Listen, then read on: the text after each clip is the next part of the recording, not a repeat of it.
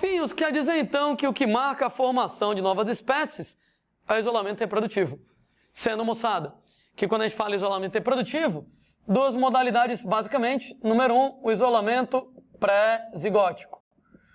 Gente, o isolamento pré-zigótico, o nome é autoexplicativo, ele, antes do zigoto, ele impede a formação do zigoto.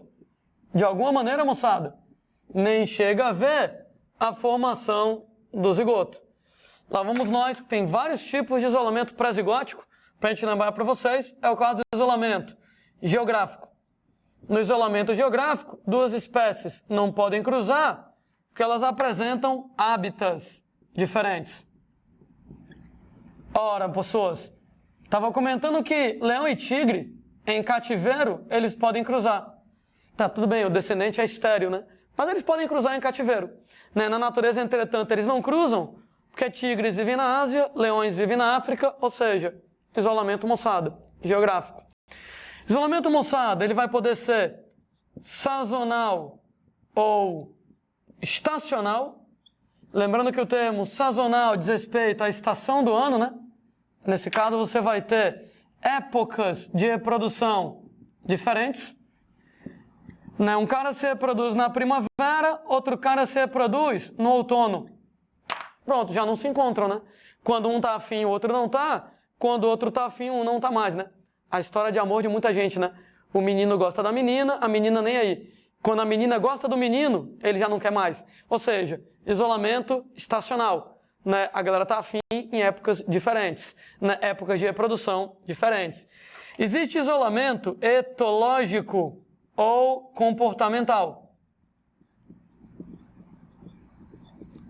Sendo pessoas que isolamento etológico, isolamento comportamental, aqui nesse caso, né, diz respeito a você ter processos de corte diferente. Bom, algumas ideias. Número 1, o nome etologia com T de tatu é a parte da biologia que estuda o comportamento dos seres vivos. Isolamento etológico ou comportamental.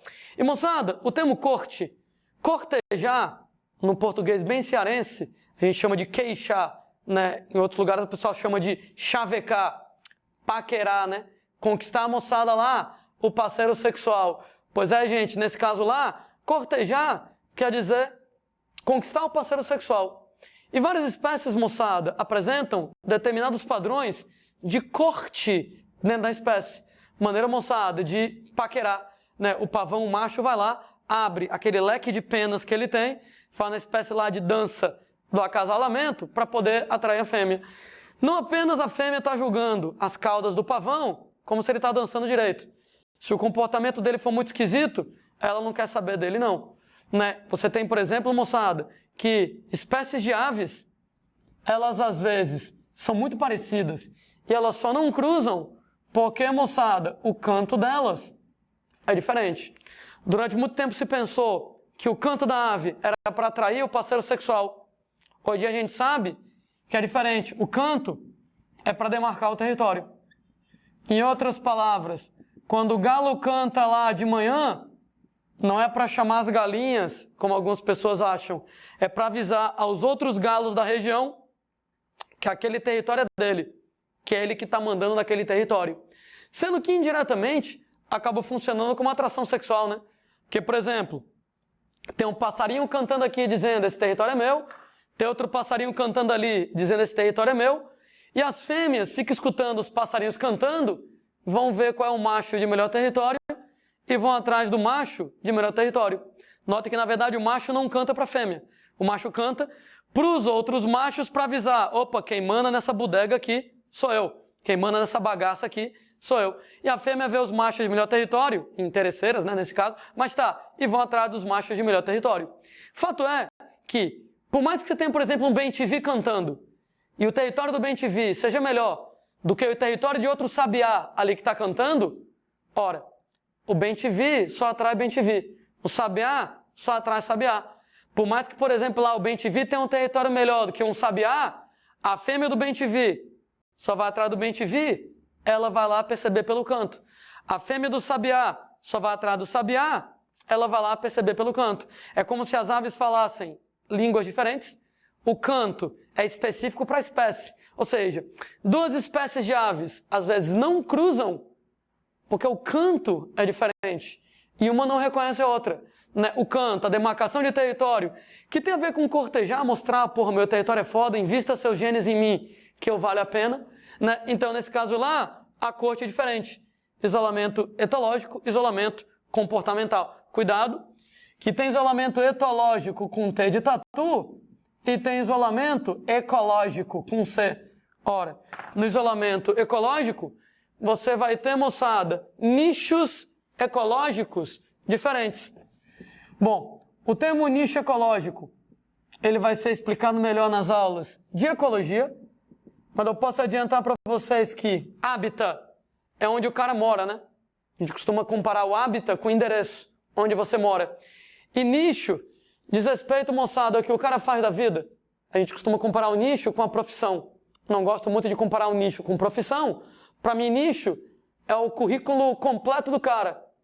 Não apenas, né, o que ele faz da vida, mas o que ele come, como ele come, que horas ele come, quando ele se reproduz, como ele se reproduz, quantos filhotes ele gera. Na verdade, o nicho ecológico é a ficha completa do cara.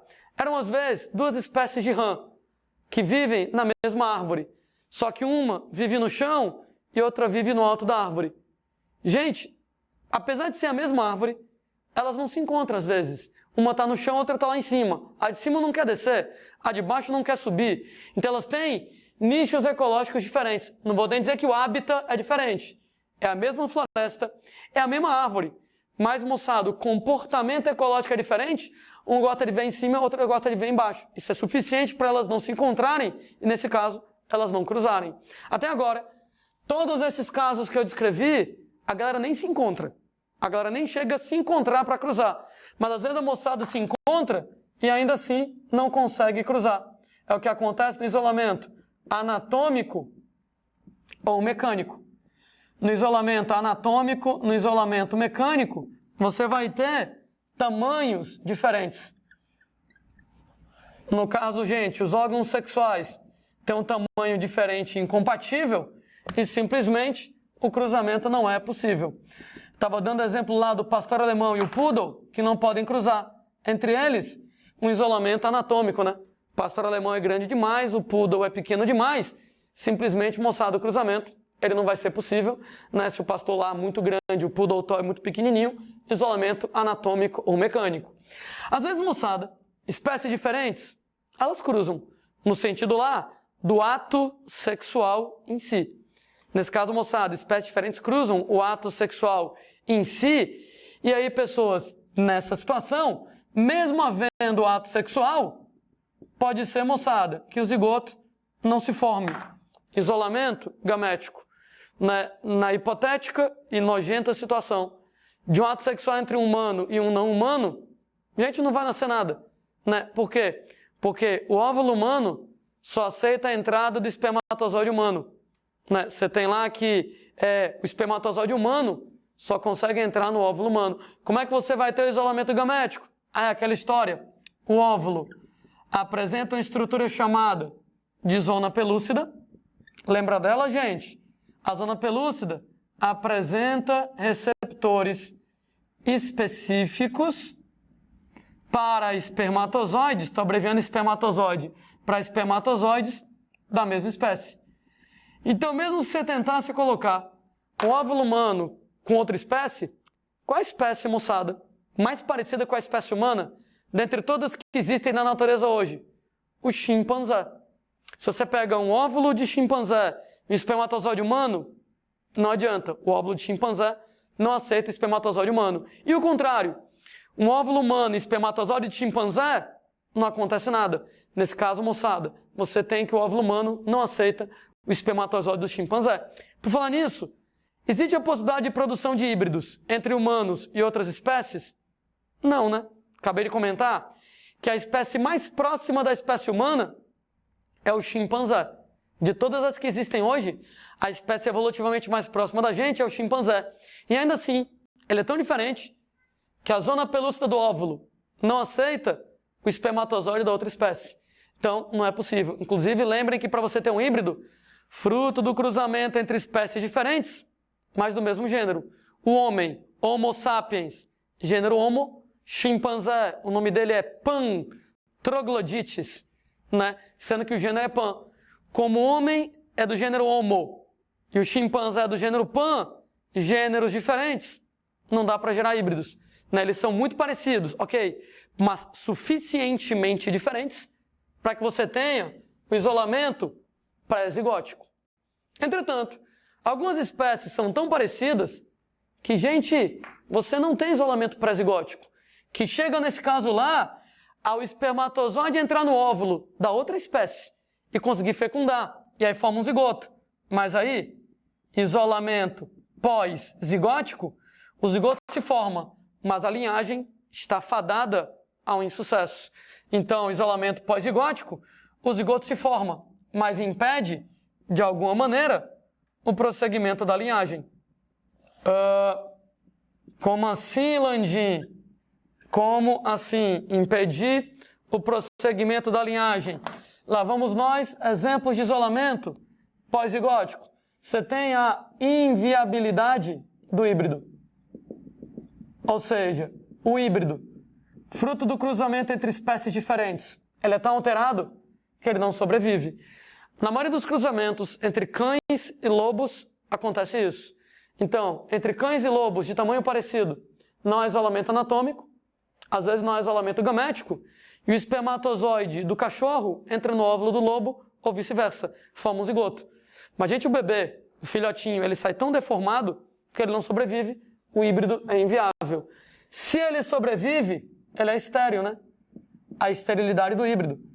Estava discutindo com você agora há pouco que o híbrido é estéril porque os cromossomos do pai não são homólogos dos cromossomos da mãe. Pai e mãe são espécies diferentes. Então, os cromossomos do pai não são homólogos dos cromossomos da mãe. Não há pareamento dos cromossomos homólogos. Então, a meiose é inviável. Os gametas são inviáveis. Então, o híbrido nasce. Caso moçada lá, do burro da mula. Mas, ele é estéril. Entretanto, eu estava comentando que burro e mula, eles são estéreis porque a separação dos cromossomos homólogos é anômala e gera gametas inviáveis. Entretanto, às vezes, raramente, você consegue fazer a separação dos cromossomos homólogos correta e com isso você consegue produzir gametas viáveis. E uma vez que você produz gametas viáveis, às vezes, o híbrido é fértil. Mas isso é raríssimo. Nas poucas situações em que o híbrido é fértil, o filhote dele será estéril. Deterioração da geração F2.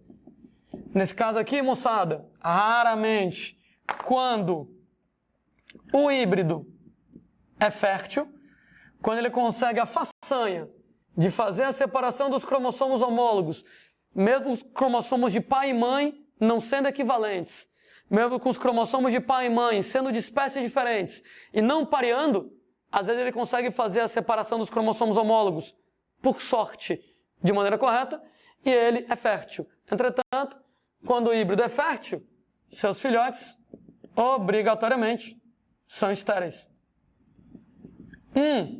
A propósito, né? Nesse caso aqui, a gente vai trabalhar mais ou menos da seguinte maneira, né? Você vai pegar o jumento e a égua, eles são a geração parental, a primeira geração. E eles tiveram um filho, o burro ou a mula, que é a primeira geração de filhos, é a geração F1.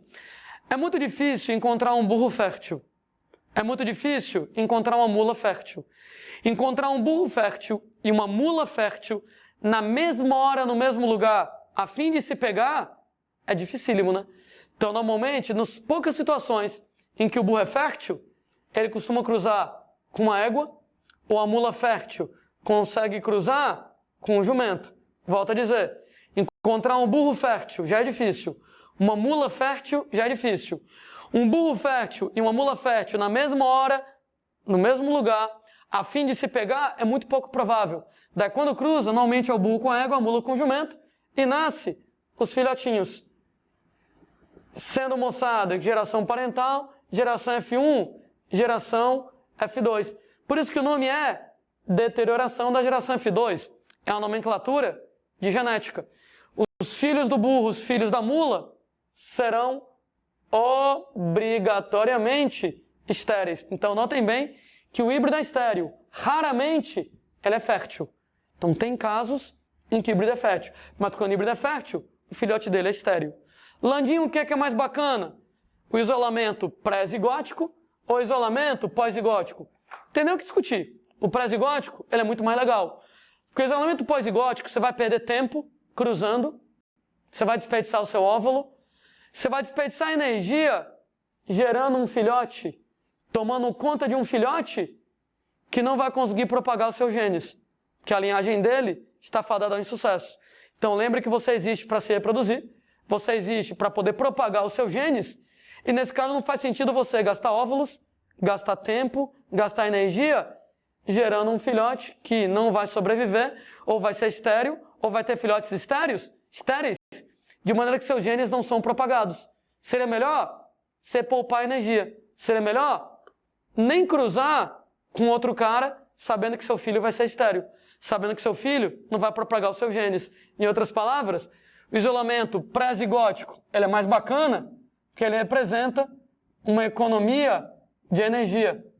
Você economiza energia em gastar o óvulo, a gravidez, tomar conta do filhote para gerar um filho que não propaga seus genes. Melhor você economizar energia e nem cruzar com outro cara. E o zigoto nem ser formado. Daí o isolamento pré-zigótico sempre mais interessante, sempre mais econômico, né? Você vai lá e economiza energia sem precisar fabricar um filhote que não propaga seus genes.